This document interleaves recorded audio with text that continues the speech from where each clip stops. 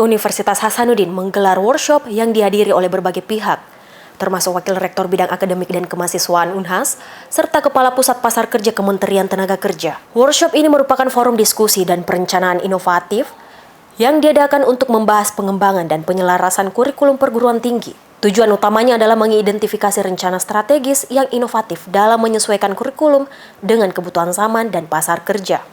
Workshop ini diadakan pada tanggal 20 Desember 2023 di Unas Hotel and Convention. Ya, terima kasih atas kesempatannya bisa diwawancara oleh Unhas TV.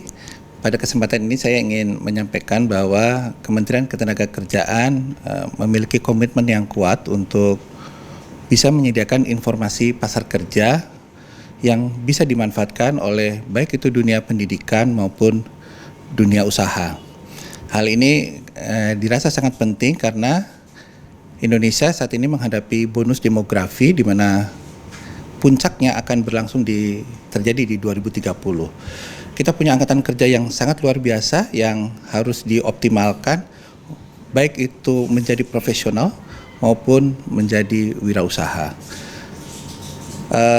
Langkah konkret yang dilakukan oleh Kementerian Ketenagakerjaan adalah membentuk satu unit baru yang disebut dengan Pusat Pasar Kerja atau Pasker ID. Jadi brand name yang diangkat adalah Pasker ID atau Pasar Kerja Indonesia.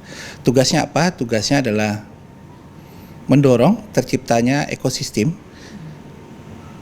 pasar kerja Indonesia yang kredibel, yang mutakhir, sehingga baik pencari kerja maupun pemberi kerja bisa dipertemukan dan juga mengintegrasikan antara pelatihan, sertifikasi hingga penempatan. Muhammad Yusuf STMSI selaku Kepala Pusat Pasar Kerja Kementerian Tenaga Kerja menyatakan, Kementerian Ketenagakerjaan berkomitmen kuat untuk menyediakan informasi pasar kerja yang bermanfaat bagi dunia pendidikan dan dunia usaha. Komitmen ini dianggap penting mengingat Indonesia menghadapi bonus demografi yang mencapai puncaknya pada tahun 2030.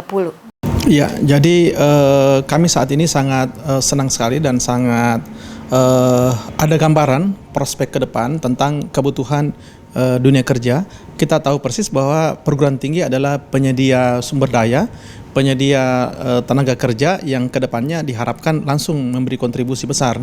Nah, untuk itu sebagai penyedia tenaga kerja, kita harus mendesain kurikulum kita sedemikian rupa untuk kebutuhan kerja. Jadi bukan sesuai dengan kebutuhan perguruan tinggi, sesuai dengan kebutuhan kerja. Nah, kami sudah memulai dengan melakukan suatu reorientasi kurikulum untuk di kurikulum 2023 ini. Kami harapkan matching antara kurikulum itu dengan dunia usaha, dunia industri, dan dunia tenaga kerja ke depannya. Di mana misalnya dengan kurikulum 2023 itu kita menyiapkan waktu 7 semester. Jadi 7 semester Pak, mereka kuliah untuk memperoleh suatu kompetensi. Kompetensi itu dicapai dari semester 1 sampai semester 5, semester 6 dan semester 7, kita mulai ada transisi matching ke dunia kerja dengan ada konsep penguatan mata kuliah kompetensi itu, penguatan mata kuliah itu yang diharapkan 20 SKS itu mereka sudah bisa mulai magang.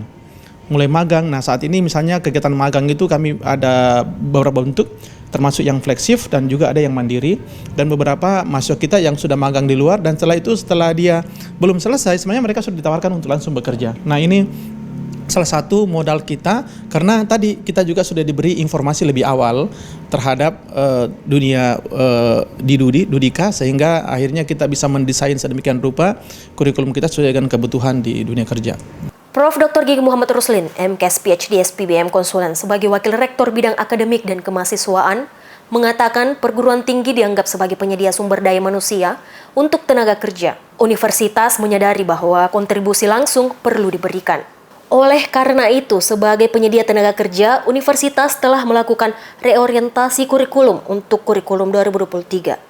Dengan harapan menciptakan keselarasan antara kurikulum dan kebutuhan dunia usaha, industri serta tenaga kerja di masa depan.